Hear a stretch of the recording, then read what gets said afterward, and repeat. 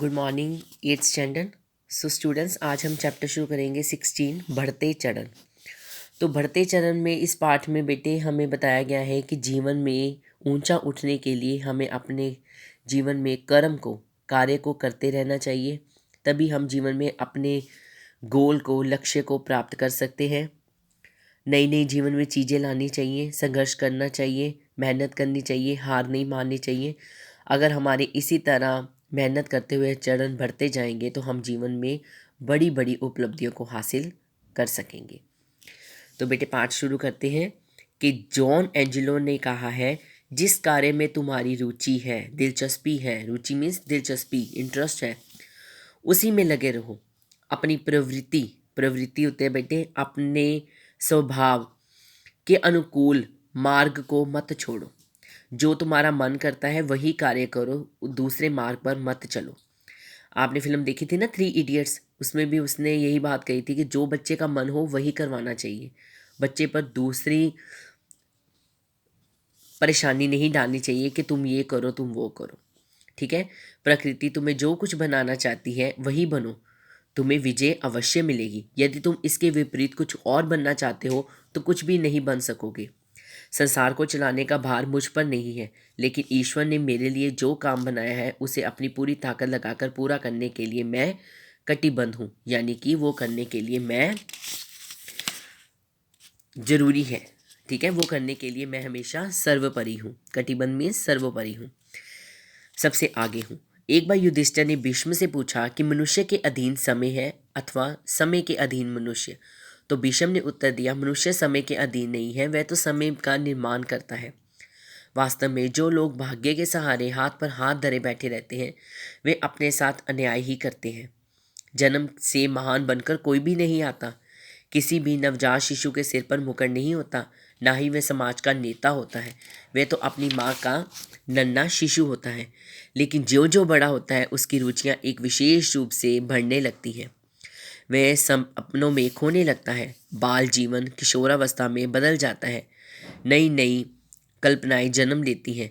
उसे क्या बनना है, उसे किस प्रकार के लोग अच्छे लगते हैं, उसका इष्ट क्या है, उसे कैसा व्यवसाय पसंद है, ये सब विचार जो आयु के साथ साथ, विकास के साथ साथ प्रत्येक बालक में आने लगते हैं। काम का चुनाव यदि रुचि के अनुरूप होगा तो सफलता निश्चित है।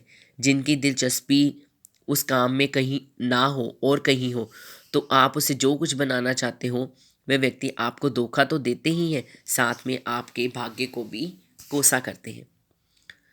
ठीक है, फ्रांस के महान लेखक रूसो ने भी कहा है, जो मनुष्य अपने कर्तव्य को अच्छी तरह से निभाने के लिए अभ्यस्त है वह जीवन में संबंधित सभी कामों को भली भांति करेगा। मुझे मुझे इसकी चिंता नहीं है कि मेरे शिष्य सेना, धर्म या कचहरी के लायक बन गए हैं। सामाजिक कार्य के पहले प्रकृति चाहती है कि हम मानवीय कार्यों में हाथ बटाएं। मैं तो अपने शिष्यों से यही कहूँगा कि वे सैनिक, पादरी, वकील बाद में बने, सबसे पहले एक मनुष्य बने। कुछ लोग ऊंचे पद पर नौकरी की प्रतीक्षा में ही बैठे रहते हैं, लेकिन वे ये नहीं जानते कि व्यक्ति छोटी से छोटी जगह में भी आगे बढ़ सकता है, और जिस जगह वे आगे बढ़ना चाहिए उसी में ही आगे कर्म करते रहना चाहिए। जिस काम को हाथ में लिया है उसे नए तरीके से कीजिए, उसी में अभिनव कौशल का प्रदर्शन कीजिए। दूसरे साथियों की अपेक्षा अधिक फुर्तीले, साहसी और विनम्र बनिए। अपने काम में अच्छा ज्ञान प्राप्त कीजिए। हमारा विश्वास है आपको एक दिन आपका लक्ष्य अवश्य मिलकर रहेगा। रसेल ने भी लिखा है, जीवन में सफलता पाने के लिए सबसे पहली चीज़ है काम करना, दूसरा मुंह बंद करना, तीसरा निरीक्षण करना, चौथा विश्वास पात्रता पाना, पांचवा मालिक को ये साबित कर देना कि मेरे बिना तुम्हारा काम नहीं चल सकता, और छठा विनीत होना। इन बातों को यदि तुमने गांठ बांध दिया तो कभी निराश नहीं होना पड़ेगा। तो बेटे ये सभी सभी राइटर की अपनी अपनी बातें हैं कि हमें जब कोई काम करना है तो उसे पूरे दिल से करना है। ठीक है, दूसरों को मुंह पर बातें करनी छोड़ दो, निरीक्षण करो, अपने काम को ध्यान से करो, और ऐसे बनो कि जिसका काम आप कर रहे हो उसके बिना आपका गुजारा ना हो। ठीक है, अगर आपने एक बार इस बात को गांठ मार ली तो ज़िंदगी में कभी भी कोई प्रॉब्लम्स आपको नहीं आएंगी। जीवन में सफलता पाने के लिए सबसे पहली चीज़ यही है। वल्लभ भाई पटेल जब बड़ौदा के हाई स्कूल में गए तो उन्हें संस्कृत लेनी पड़ी, लेकिन उन्हें इनमें रस नहीं आता था। इसे छोड़कर गुजराती पढ़ने लगे। शिक्षक गुजराती पढ़ाते थे। वे देव भाषा संस्कृत छोड़कर गुजराती सीखने वालों में चिढ़ रहती थी। अतः उन्होंने वल्लभ भाई पर व्यंग करते हुए कहा, कहिए महापुरुष कहाँ से आए हैं? संस्कृत छोड़कर गुजराती लेते समय ये पता नहीं था कि संस्कृत जाने बिना गुजराती नहीं आती। वल्लभ भाई पटेल कब चूकने वाले थे? जवाब दिया, परंतु मास्टर साहब हम सब संस्कृत में ही रहते हैं, तो आप पढ़ाते किसे?